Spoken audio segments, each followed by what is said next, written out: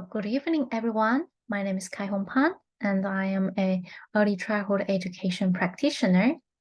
And today, I'd love to talk about a very interesting topic, play-based learning. So, for most of you, you might wonder, oh, how does play equals to learning? Is it possible that when our children play, they're actually learning and growing? And the answer is yes. And today we are gonna delve into this topic. So before I'm gonna start, I would love to talk about what we are gonna address in this presentation.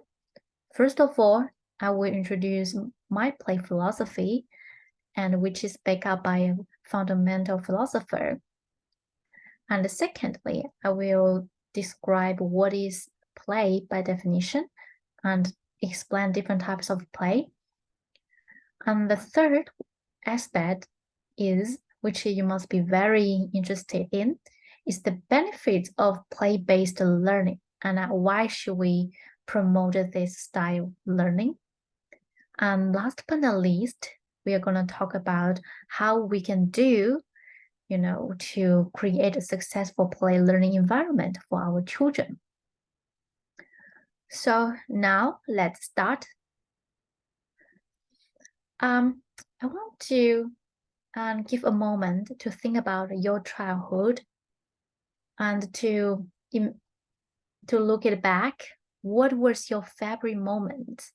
Was it to have fun with your friends, laughing and playing, or studying hard in front of a desk, being stressed and nervous? Think about that, and I'm sure the answer is in your head, and you know what I'm going to talk about in the following presentation. So I'm going to talk about my play philosophy and how this foundational theory resonates with me. So John Hem Pestalozzi, who is a Swiss educational reformer, he is actually a pioneer of play-based learning because he introduced this concept of a play that children can use those manipulatable objects for their sensory approach for learning. And he also believed that hands-on and exploratory engaging activities can help children to learn. In terms of the role of teachers, he believed that as educators, they should just observe how and what children they are playing instead to have teacher-led play. They allow children to freely initiate the play. And more importantly, teachers should reflect what's going on around this play time and to use this information to inform their future curriculum decisions. And this is my play philosophy as well. I believe that it is important to allow children to explore by themselves and to play. But at the same time, teachers should observe and should notice what is the best moment, what is the best teachable moment to interfere with children's play. So next, we are going to talk about what is play. By definition, play is spontaneous and voluntary and enjoyable activity. It allows children to explore, experiment, and understand the world around them. More importantly, it is essential for the cognitive, social, emotional development of our children. And there are several types of play that I'm sure you are familiar with at home. First of all is functional play, which is like use different functional um, objects, like staking objects to manipulate and to start informal games without rules. And the second play is symbolic play, and you can call it a constructive play as well, which means children use different objects like blocks, toys, or different material like sand, or print of blocks to build something they love to see, to make something. So it is an organized and goal-orientated.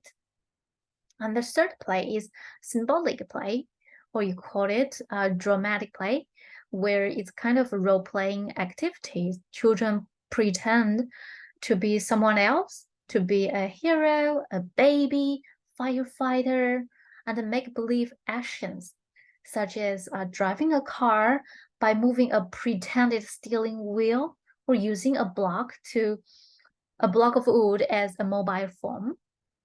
And the last one is rough and tumble play, where children kind of like jump, chase, and swing or play fight, which is quite vigorous, but it can help children to increase their overall health and also have fun.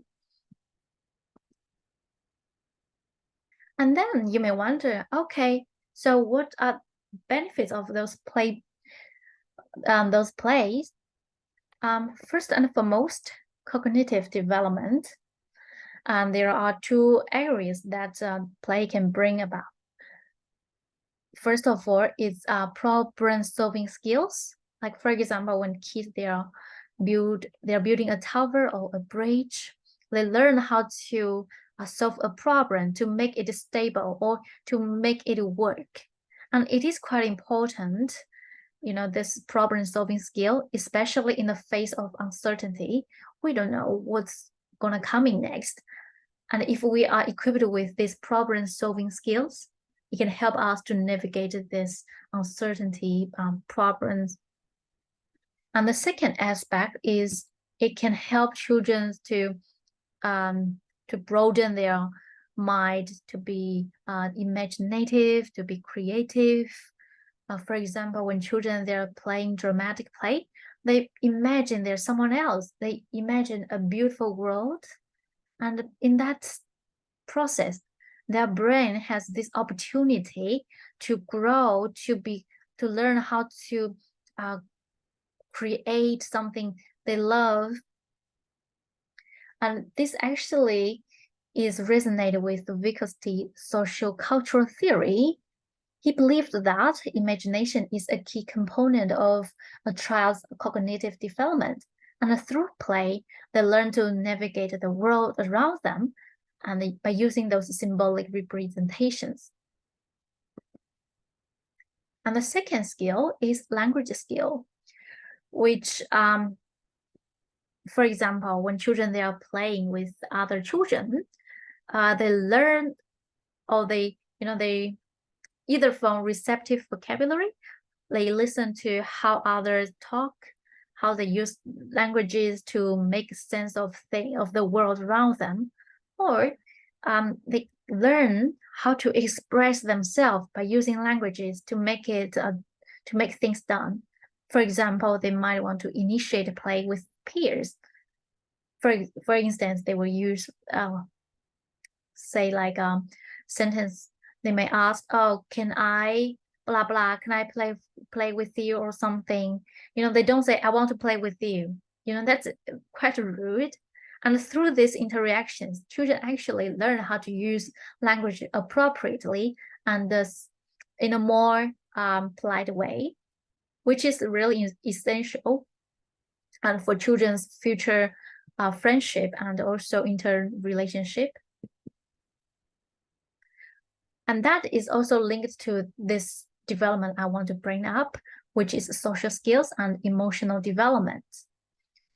As you can see, through this play activities, children learn how to share with their toys or to cooperate with their peers to build a bridge or to negotiate different roles that they want to play. And through all of these activities, they learn how to express themselves, understand others, and look from a perspective of others, and which is really important in the area of emotional development.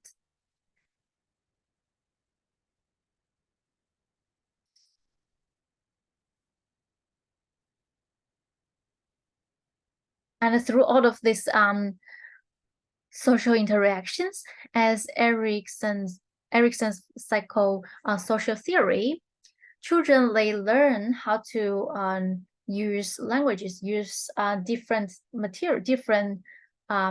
tools to make a successful cooperation, and it can lead to a sense of confidence and initiative.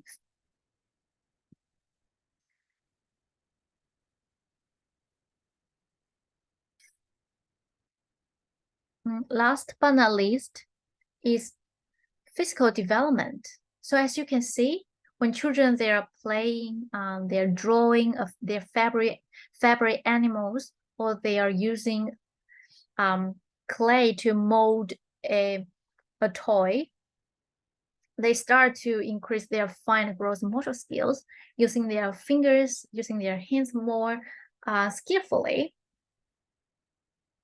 On top of that, when they are doing those running, jumping, or climbing, it can increase their overall physical health and also to build up a sense of well-being. And then you may wonder, okay, so what makes successful play learning environment then? So let's look at it from the EYLF's perspective. So the EYLF states that learning environments should be welcoming, inclusive, safe, and accessible to make children feel at home, to feel at ease. And also the learning environment should reflect and empower the identities of our children and families, regardless of their cultural backgrounds or their ethics, their languages. More importantly, to build a positive relationship with the children. So as an educator, it is our duty to be responsive and supportive to our children's interests and needs, which is essential as all of this when children and educators have positive interactions, it can foster children to play, to be more willing to come to center and to learn, which is by definition very, very important. And now let's look at several key aspects to successful play-based learning environment. So as we have mentioned, the space should be engaging, be more interesting and vibrant, and flexible. And secondly, the space should cater to individual learning capacities and styles. Every child is unique, and they have different personalities, they have different interests. So it is essential for the center, the classroom, to divide into different functional areas. For example, to have a reading zone where children who love to read can freely pick up books they love and read quietly, or to have a drawing area where they have different types of materials to draw or to play, to make something beautiful. And all of these are important to suit different children's interests. And more importantly, to encourage contributions from families and the community and children. That's why I'm here to encourage you as parents to support our children to play instead of being too hurry to rush into different stages of life whereas like at the moment it is important for them to freely play, to explore by themselves. and the learning will go through this process. It will unfold it naturally. So finally, I can address more the importance of play-based learning in our children's development and well-being, which I have mentioned. It can enhance children's cognitive development, language skills, and help them to navigate their internal relationship with others, and also their mental well-being. And all of these are essential aspects for them to prepare for their future study as they grow this a sense of confidence and to build up their resilience. It doesn't, so for the future or for the uncertainties in front of them, they will feel more empowered and supported to deal with them. That's why it is really important for you to support and understand this play-based learning. Okay, and thank you for your listening and understanding. Thank you.